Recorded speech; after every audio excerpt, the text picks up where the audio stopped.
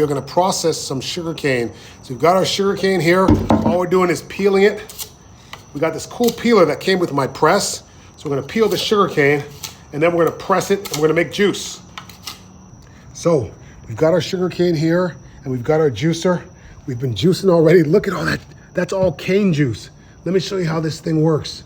So we get our sugarcane and basically I'm gonna put you guys right here. We put it in the juicer and let me get you guys so you guys can see what's happening here. It goes in there. It comes out there. Oh, it's just back here. Don't want to spill the juice all over. But that's what's going on. It flattens it out completely and all the juice drips right down in here into that.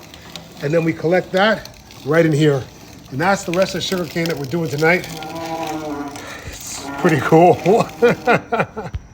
We finally finished pressing all this sugarcane. This is the husk, this is the press, and this is all the sugarcane juice that we got.